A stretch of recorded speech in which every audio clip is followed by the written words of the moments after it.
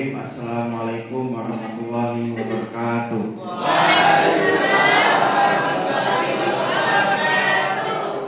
Selamat pagi rekan-rekan sekalian.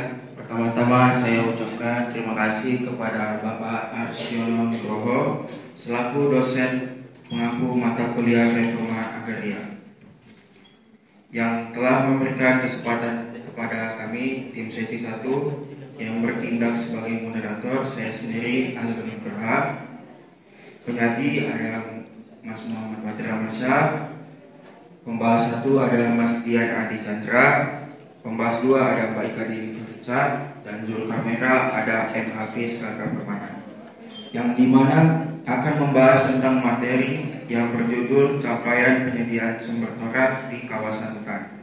Langsung saja kepada penyaji dipersilakan untuk menyampaikan poin-poin materi. Kepada Mas Fajar dipersilakan.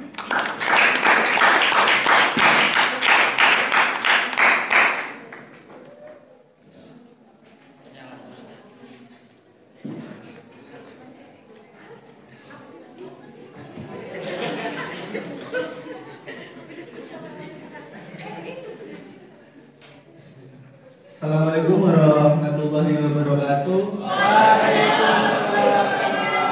Selamat pagi rekan-rekan semua. Selamat pagi Pak Aristiono selaku dosen pembimbing mata kuliah Reforma Agraria. Izinkanlah kami untuk menyampaikan beberapa poin penting yang kami temukan di materi yang isinya tentang capaian penyediaan objek tora atau tanah objek reforma agraria. Di dalam materi yang dibagikan kami menemukan 5 poin. Yang pertama adalah capaian penyediaan sumber tanah objek reforma agraria atau tora. Pemerintah telah mengalokasikan sekitar kurang lebih 5 juta hektar tanah dari kawasan hutan untuk penyelesaian penguasaan tanah melalui program TORA atau PPT PKH, kepanjangan dari penyelesaian penguasaan tanah dalam rangka penataan kawasan hutan dengan realisasi 2,9 juta hektar. Jadi realisasi dari target yang dialokasikan sekitar 71%. Untuk poin yang kedua, penyelesaian penguasaan tanah dalam kawasan hutan berdasarkan pasal 110A dan 110B. Pihak yang memiliki usaha dalam kawasan hutan sebelumnya diberlakukannya UU ini wajib menyelesaikan perizinan dalam waktu 3 tahun. Jadi jika tidak mereka akan dikenai sanksi administratif berupa denda atau pencabutan izin usaha. Dan untuk poin ketiga, kriteria penguasaan tanah oleh masyarakat. Masyarakat yang telah menguasai tanah dalam kawasan hutan selama minimal 5 tahun berturut-turut dengan luas maksimal 5 hektar dapat dikecualikan dari sanksi administratif dan tanahnya dapat diselesaikan melalui penataan kawasan hutan. Hal tersebut banyak ditemui di kawasan terutama di luar Jawa, karena penetapan kawasan hutan kan aturannya itu ada setelah masyarakat bermukim di kawasan-kawasan tersebut. Dan untuk poin keempat, pengalokasian 20% pelepasan kawasan hutan untuk perkebunan sebagai sumber tora perusahaan perkebunan yang mendapatkan persetujuan pelepasan kawasan hutan. Dengan diwajibkannya pengalokasian 20% ini dari luas pelepasan untuk penyediaan tora.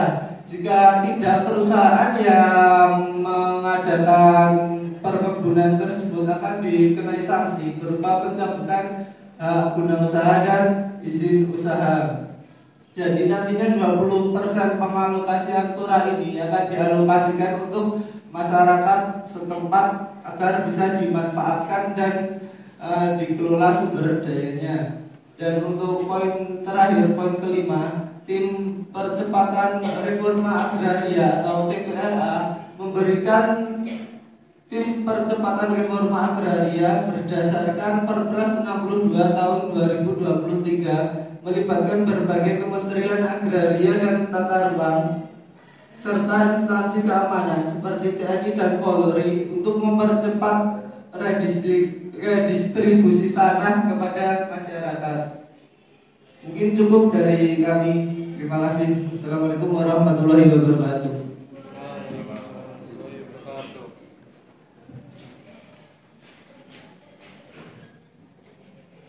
Terima kasih kepada penyaji yang telah menyampaikan poin-poin penting. Selanjutnya saya persilakan kepada pembahas 1 untuk menyampaikan argumen, kritik atau saran atau pertanyaan. Kepada Mas Dian Adi Sandra dipersilakan.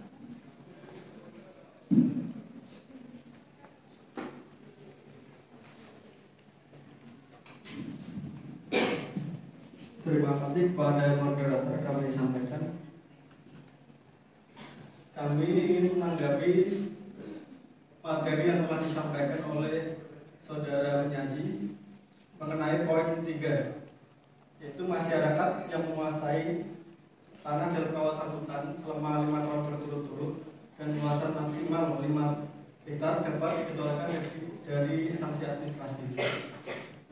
Yang ingin saya kritik adalah kebijakan seperti ini atau kebijakan dari pemerintah biasanya tidak tersosialisasi dengan baik.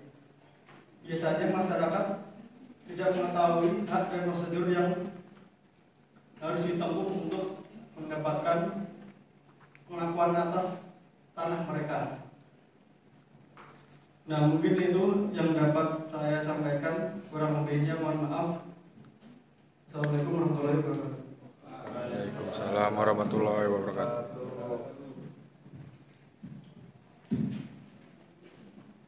Terima kasih kepada pembahas 1 yang telah menyampaikan kritik. Selanjutnya kepada pembahas 2 untuk menyampaikan kritik atau saran dan pertanyaan. Kepada Mbak Ika Dini dipersilakan.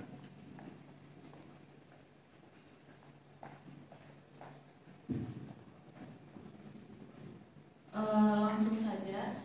Di sini saya akan menyampaikan kritik juga pertanyaan kepada saudara penyaji. Yang pertama, saya menyampaikan kekhawatiran terhadap keberlanjutan lingkungan yang terkait dengan kebijakan alokasi 20% pelepasan kawasan hutan untuk perkebunan sebagai sumber TORA. Pertama, meskipun adanya persyaratan ini bertujuan untuk menyeimbangkan antara pengembangan sektor perkebunan dan penyediaan lahan untuk reforma agraria, kebijakan ini berpotensi merusak ekosistem hutan yang sudah ada. Pelepasan kawasan hutan untuk perkebunan bisa mempercepat deforestasi dan mengancam keberagaman hayati yang ada di kawasan tersebut. Hutan yang sebelumnya berfungsi sebagai penyangga lingkungan, penyerap karbon dan habitat bagi berbagai spesies flora dan fauna bisa hilang begitu saja, dan ini memperburuk masalah perubahan iklim global. Dengan demikian, meskipun ada upaya untuk menciptakan keseimbangan antara pengembangan sektor ekonomi dan keberlanjutan lingkungan, kebijakan ini menghadirkan tantangan serius yang harus ditangani secara komprehensif menurut saya. Terima kasih.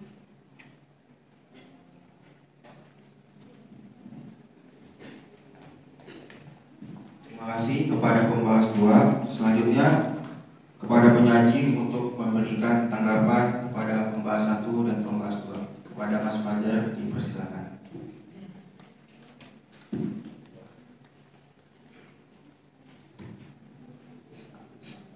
Sebelumnya kami ucapkan terima kasih kepada saudara pembahas yang telah memberikan kritiknya kepada pemateri. Untuk pembahas 1 tadi menyampaikan kebijakan ini bahwa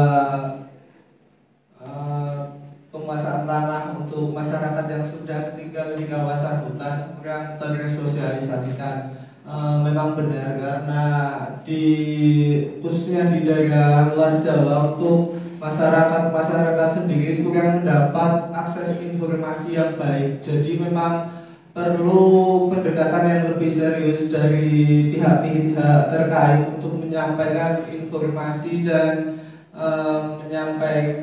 memberikan pengarahan agar masyarakat yang terdampak bisa menerima dan mematuhi regulasi yang ada. Mungkin itu pendapat dari kami untuk pembahas 1.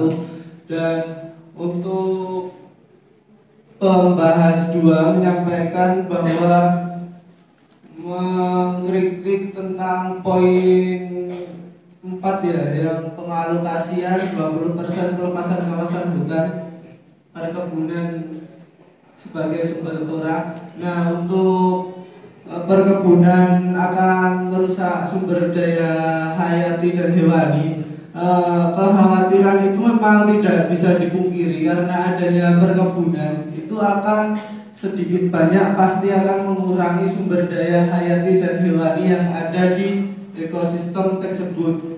Maka dari itu perlu dilakukan kajian yang lebih serius dalam menentukan kawasan yang akan dialokasikan untuk menjadi kawasan perkebunan, untuk memilih kawasan hutan yang bukan memiliki ekologi yang atau ekosistem yang vital, perannya vital di ekosistem alamnya. Nah, untuk kelanjutannya, untuk tindak lanjutnya setelah diadakannya perkebunan, perlu dilakukan pengawasan yang ketat dari pihak-pihak terkait dengan pemberdayaan kawasan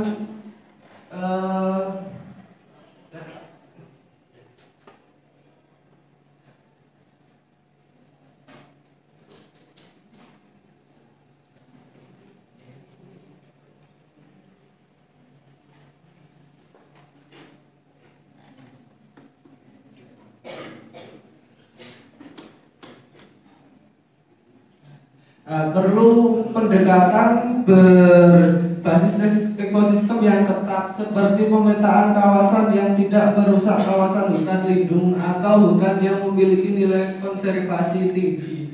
Pengawasan dan pembatasan ketat terhadap lokasi yang harus dilakukan agar tidak terjadi kerusakan ekosistem yang signifikan. Di samping itu, pengguna teknologi pemantauan berbasis satelit dan drone bisa menjadi alat yang efektif untuk memantau perkembangan deforestasi dan dampaknya.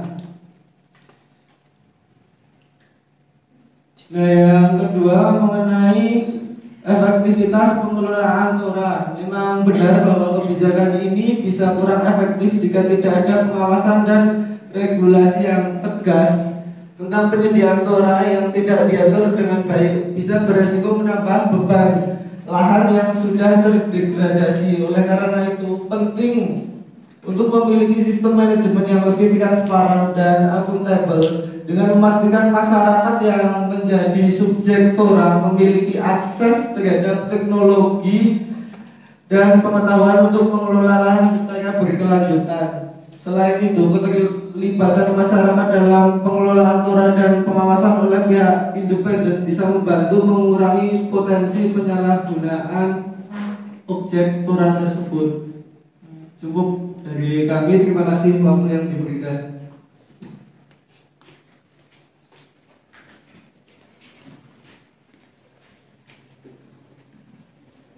Terima kasih kepada penyaji yang telah menanggapi pertanyaan dari pembahas 1 dan 2. Terima kasih juga kepada pembahas 1 dan 2 yang telah memberikan pertanyaan dan kritikan. Serta terima kasih juga kepada rekan-rekan sekalian yang telah mendengarkan. Baiklah, saya tutup acara sesi 1 ini. Billahi taufiq walhidayah. Wassalamualaikum warahmatullahi wabarakatuh.